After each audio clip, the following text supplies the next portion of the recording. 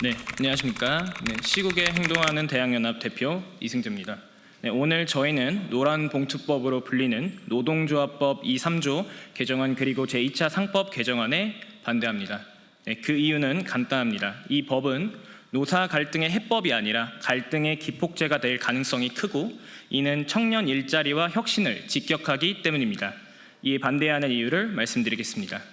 첫째, 개정안이 말하는 사용자 범위 확대는 현장의 예측 가능성을 무너뜨립니다. 근로계약 당사자가 아니어도 근로 조건을 실질 구체적으로 지배 결정하면 사용자라는 문구는 얼핏 공정해 보이지만 실제로는 원하도급 전 공급망을 잠재적 사용자로 만듭니다. 자동차, 철강 업체와 같이 다단계 하청 구조로 이뤄진 산업 현장에서 원청이 수십, 수백 개의 하청업체 노조와 개별 교섭에 나서야 하는 일이 벌어집니다. 교섭 창구만 늘어나는 게 아닙니다. 어느 쟁점이 누구 책임인지 경계가 흐려져 분쟁이 수평 확산됩니다. 이때 기업의 대응은 뻔합니다. 채용 보류, 외주 다변화, 자동화 투자 가속, 결국 현장의 청년 채용이 가장 먼저 줄어듭니다. 더 큰 문제는 명확성의 결여입니다. 실질 구체라는 고무줄 기준은 같은 업종, 같은 관행에도 수사 재판부마다 다른 결론을 낳을 수 있습니다. 법은 예측 가능해야 합니다. 그래야 노사 모두 스스로를 규율할 수 있습니다. 둘째, 노동쟁의 대상 확대와 손해배상 책임의 대폭 제한은 산업 질서를 혼란스럽게 만듭니다. 지금도 정당한 쟁의는 보호받습니다. 그런데 개정안은 근로조건의 결정에서 근로조건 전반으로 쟁의 대상을 넓히고 있으며 쟁의로 인한 손해에 대해선 개별 귀책을 세밀히 따져야만 책임을 묻도록 설계하고 있습니다. 물류 스타트업 하나를 예시로 들겠습니다. 성수기 하루만 허브가 멈춰도 고객 이탈과 위약이 눈덩이처럼 불어납니다. 그런데 쟁의로 생긴 손해가 누구의 어느 행위 때문인지를 배송 라인마다 따져 입증하려면 스타트업은 경영을 유지하기 어려워집니다. 다음 분기 채용 공고는 사라지고 인턴 포지션부터 없어질 겁니다. 누가 대한민국에서 기업을 운영하려 하겠습니까? 실제 노동쟁의와 파업으로 기업의 산업 손실이 상당합니다. 2022년 화물연대 총파업 당시 산업부 추산으로 불과 일주일 남짓에 핵심 산업 손실이 약 1조 2천억 원에 달했습니다. 정부는 1일 손실 3천억 원 규모라고 밝혔습니다. 같은 해 대우조선 해양 하청 노동자 점거 파업도 기억하실 겁니다. 정부는 불법 점거라 규정했고 회사는 일일 320억 손실 추정과 함께 누적 4억 달러 이상 손실을 공표했습니다. 이에 대한 결과는 어떻습니까? 기업이 택한 방어 전략은 투자 보수와 자동화 전환 가속, 채용 축소였습니다.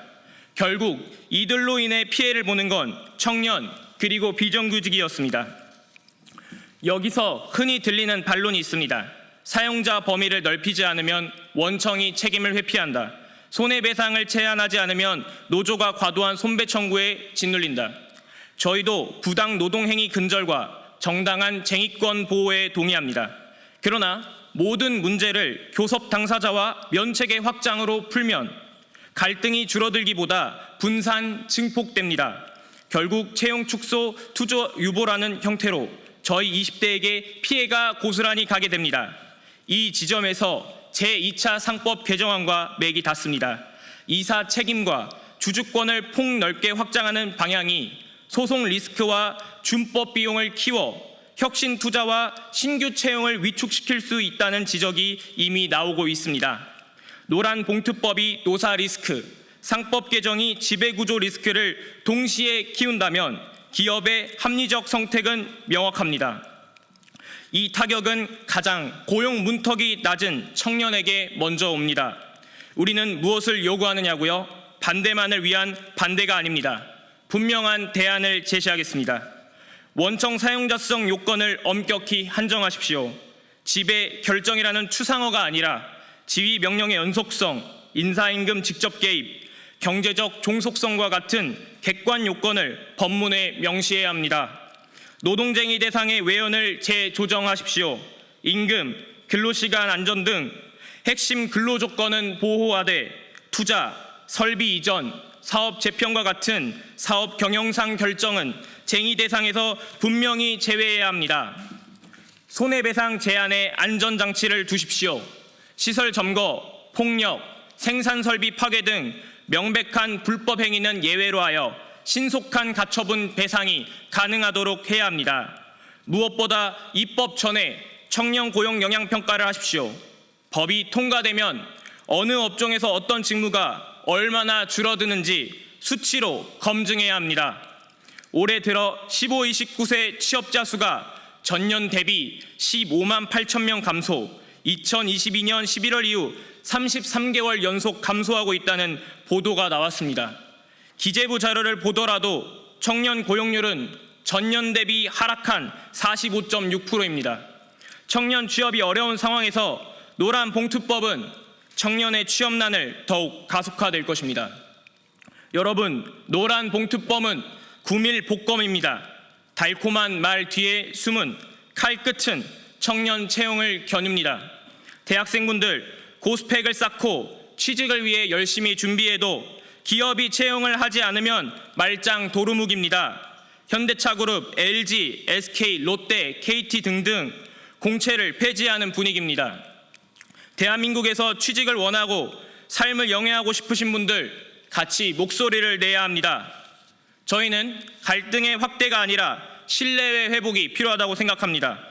협력사까지 포괄하는 교섭 구조를 한 번에 강제로 얹기보다 실무적 장치부터 촘촘히 개선해야 합니다. 그 길만이 청년의 일자리와 산업의 혁신을 동시에 지키는 길입니다. 노란봉투법 개정안의 전면 재검토를 요청드립니다. 우리는 청년의 내일을 기준으로 법과 제도의 균형을 요구합니다. 경청해 주셔서 감사합니다.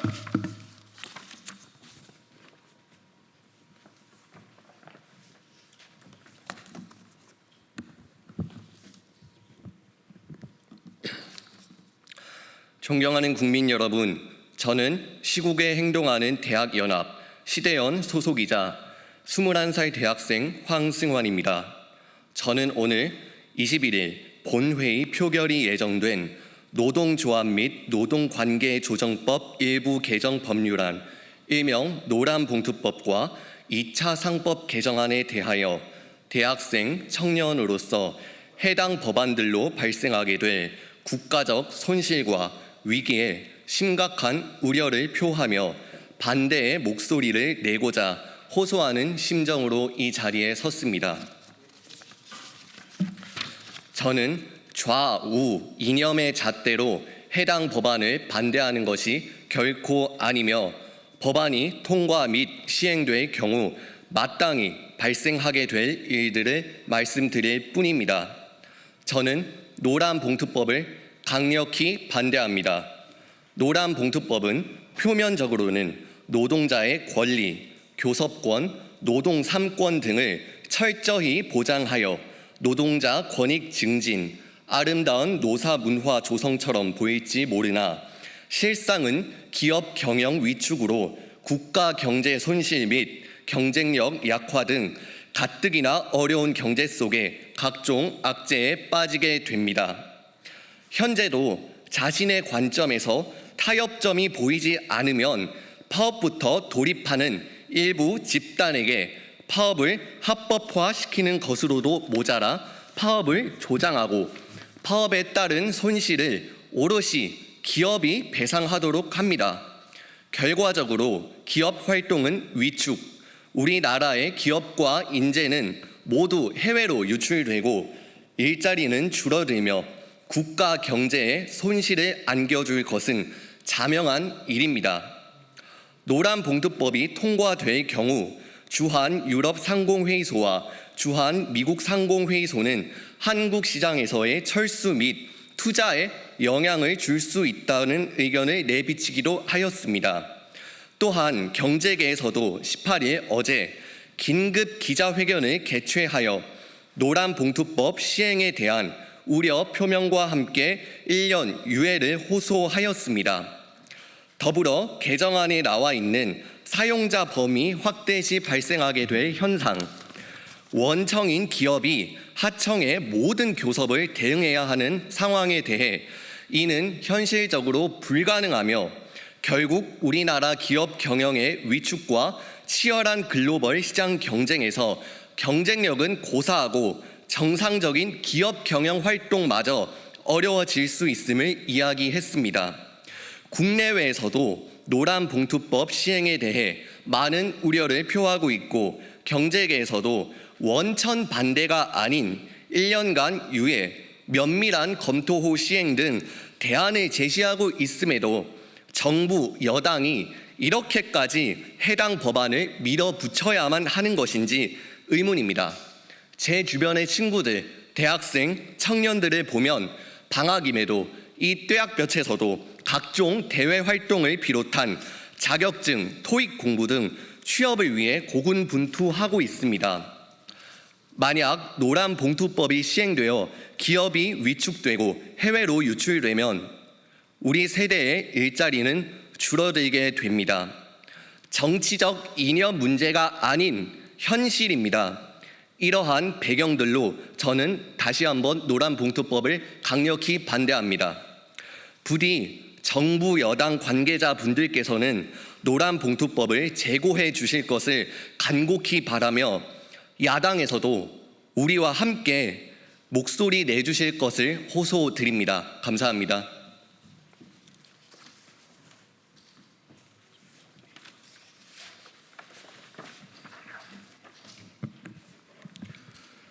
네, 저는 시국에 행동하는 대학연합의 이세욱 청년입니다. 이 제목만 좋고 허울뿐인 노란봉투법을 반대합니다. 이 법은 청년을 위한 법이 절대 아닙니다. 이것은 오직 노조만을 위한 법이고 노조에게 헌정하는 법입니다.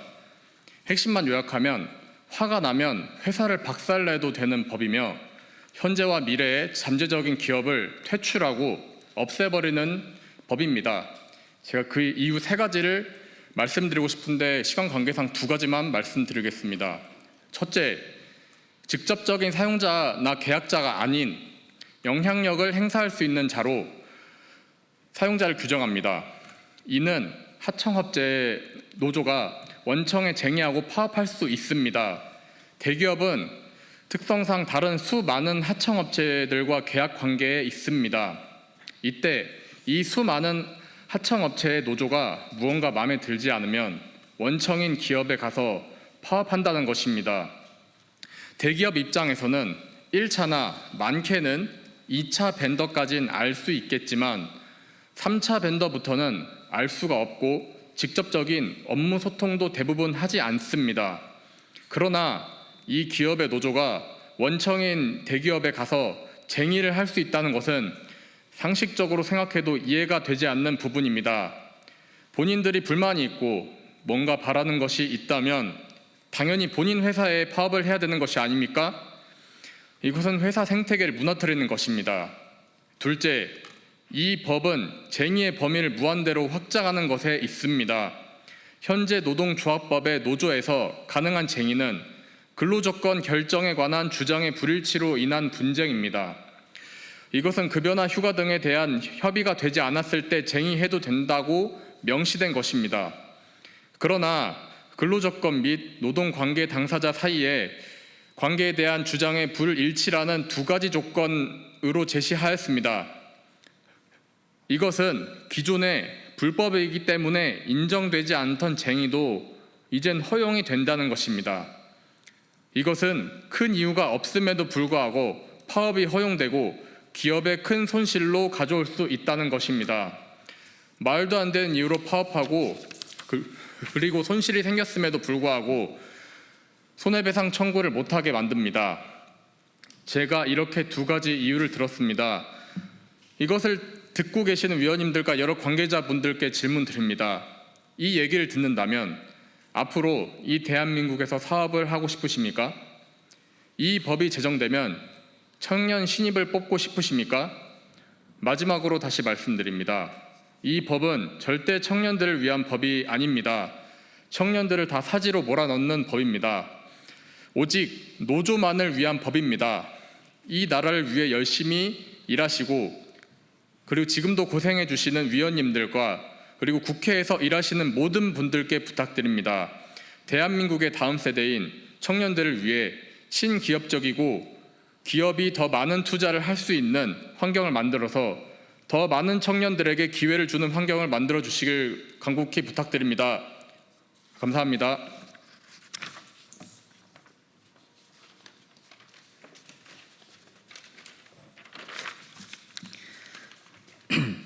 존경하는 국민 여러분, 안녕하십니까? 저는 시국에 행동하는 대학연합 소속 청년 이훈찬입니다. 오늘 저는 제2차 상법 개정안에 대해 우리 청년들의 미래가 달린 문제라는 인식을 바탕으로 자유시장 경제와 사유재산권의 가치를 중시하는 시각에서 이를 비판하고자 이 자리에 섰습니다. 첫 번째입니다. 기업을 옥죄는 과도한 규제는 활력을 꺾습니다. 이번 상법 개정안의 핵심은 다중대표 소송제 도입과 감사위원 분리 선출제 등입니다. 이 제도들은 소액 주주의 권익을 보호하고 기업 투명성을 높인다는 명분을 내세우고 있습니다. 하지만 저희는 그 이면에 숨겨진 위험성을 봅니다. 이는 기업의 경영활동에 대한 과도한 정부와 외부 세력의 간섭을 허용하여 기업의 활력을 꺾는 결과를 초래할 수 있습니다. 시장 경제에서 기업은 자유로운 경쟁과 혁신을 통해 성장해야 합니다. 그런데 정부가 지나치게 규제 규모를 촘촘하게 짜고 외부 투기 세력이 손쉽게 경영권을 위협할 수 있는 길을 열어준다면 기업들은 본질적인 경영활동보다 방어와 규제 준수에 에너지를 쏟게 될 것입니다. 이는 결국 기업의 경쟁력을 떨어뜨리고 장기적으로 우리 경제 전체의 성장 동력을 약화시킬 것입니다. 두 번째로 청년의 미래는 규제가 아닌 성장에 달려 있습니다. 우리 청년들은 규제를 통한 분배보다 성장을 통한 기회를 더 원합니다. 좋은 일자리는 기업이 자유롭게 투자하고 과감하게 혁신할 때 창출됩니다. 상법 개정안은 기업의 투자와 혁신을 위축시켜 좋은 일자리를 만드는 대신 취업의 문을 더욱 좁게 만듭니다. 경영권이 흔들리고 외부의 공격에 취약해진 기업은 미래를 위한 과감한 투자를 망설일 수밖에 없습니다. 미래 먹거리를 위한 R&D 투자, 신기술 개발, 그리고 가장 중요한 신규 채용에 소극적으로 변할 것입니다.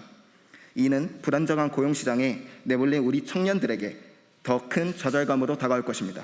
마지막으로 이번 제2차 상법 개정안은 대한민국 경제를 후퇴시킬 것입니다.